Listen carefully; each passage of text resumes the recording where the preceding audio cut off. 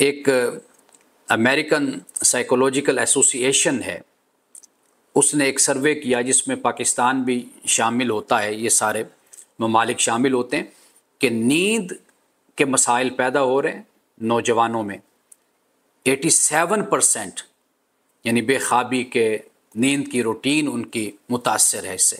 آپ life style کو دیکھ لیجئے۔ اب والدین کو اس حوالے سے کیا کرنا ہے؟ والدین کو یہ کرنا ہے نا کہ وہ ایک سونے کا ٹائم ٹیبل بنائیں، گھر کا ماحول ایسا بنائیں کہ جس میں وقت پر سویا جائے، وقت پر اٹھا جائے، تعلیم کا، مطالعے کا، تحقیق کا، ریسرچ کا، اسٹڈی کا ٹائم اس طرح بنایا جائے کہ بچے سوئیں جلدی، صبح اٹھ کر پڑھیں، اپنا کام کریں۔ اور طریقہ کار ہمارے ہاں جو اب بن چکا ہے وہ یہ ہے کہ بچے رات کو 12 تو معمول کی بات ہے نا، 12 بجے تک جاگنا، 1 بج جائے گا، 1:30 بج جائے گا، اس سے صحتیں متاثر ہوتی ہیں۔ اب 87% نوجوان ہیں اور 19 سال کی عمر تک کے کہ جن کی نیند کا جو معاملہ ہے وہ بالکل بگڑ چکا ہے۔ دوسری بات جو سامنے آتی ہے، 74% بچے والدین کی توجہ کے حوالے سے ان کو شکایت ہوتی ہے، یعنی یا تو توجہ ہے نہیں والدین کی، یا اگر توجہ ہے تو اس میں بیلنس نہیں ہے۔ کسی بچے پر خاص توجہ ہوگی، زیادہ توجہ دی جا رہی ہے، کسی بچے کو توجہ نہیں دی جاتی۔ یہ 74% یہ تعداد سامنے آ رہی ہے کہ جس میں والدین سے بچے مطمئن نہیں ہیں۔ اس کی وجہ کیا ہے؟ اس کی وجہ یہ ہے کہ والدین خود اپنی زندگی کو اس طرح تشکیل دے چکے ہیں، اس طرح بنا چکے ہیں کہ وہ اپنے بچوں کو ٹائم ہی نہیں دے پاتے۔ والد صاحب پورا ہفتہ کاروبار میں، صورتحال یہ ہوتی ہے کہ وہ اب پاکستان میں جو دکانوں کا طریقہ ہے کھلنے کا، کاروبار کا، وہ آپ کو پتہ ہے 1-2 بجے تو کاروبار شروع ہو رہا ہوتا ہے اور پھر رات کے 2-3 بجے تک چلے گا کاروبار۔ جب باپ گھر پہ آئے گا تو وہ نماز پڑھ کر سوئے گا، یا نماز نہیں پڑھے گا تو اس سے پہلے سو جائے گا۔ اب بچے سکول اگر جا رہے ہیں تو ڈرائیور کے ساتھ جا رہے ہیں، ماں بھیج رہی ہے، چوکیدار بھیج رہا ہے، یا جسے وہ کہتے ہیں گھر کی ملازمہ ہوتی ہیں وہ کرتے ہیں۔ اب بچے اس بات میں شکایت کرتے ہیں کہ ان کے والدین کی توجہ ان پر نہیں ہے۔ یہ دوسرا نقطہ سامنے آتا ہے۔ جنوبی ایشیا کے ممالک میں پاکستان بھی شامل ہے۔ اب 75% کے بارے میں، یعنی یہ رپورٹ ہے کہ چہرے کے نقوش، جسمانی ساخت، اس سے ہی مطمئن نہیں ہے، اور بچوں کو حساس بنا دیا ہے سوشل میڈیا نے۔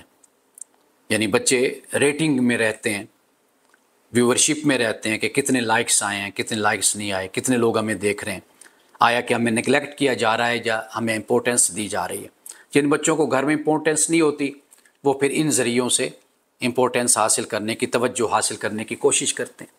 کیوں؟ ماں باپ توجہ نہیں دیتے نا، گھر میں توجہ دیں، ان کے ساتھ دوستی لگائیں، ان کے ساتھ بیٹھیں، ان سے باتیں کریں۔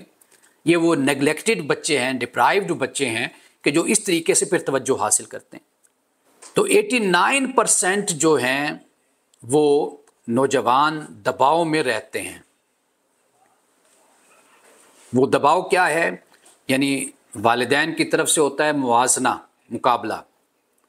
وہ موازنہ، وہ مقابلہ یہ ہے کہ بھئی دیکھو فلاں بچہ ایسے کر رہا ہے، تم کیا کر رہے ہو، تم وہ ٹائم اپنا کس طریقے سے استعمال کرتا ہے، وہ کیا سے کیا بن گیا، اور تم کیا کر رہے ہو۔ یہ جو موازنہ ہوتا ہے یہ در حقیقت بچوں کو دباؤ میں لاتا ہے اور نفسیاتی مریض بناتا ہے، اور ان کی تعداد 89% ہے۔ اب اس کے بعد 55% جو بچے ہیں وہ کس بات پر پریشان ہیں؟ آپ سنیے ذرا۔ 55% بچے اس بات پر پریشان ہیں کہ ماں باپ اپنی عزت تو ہم سے کروا لیتے ہیں لیکن ہماری عزت نہیں کرتے۔ جب بھی کسی مجلس اور محفل میں، پارٹی میں بیٹھے ہوں گے تو پھر وہاں پر ہماری برائیاں ہوں گی۔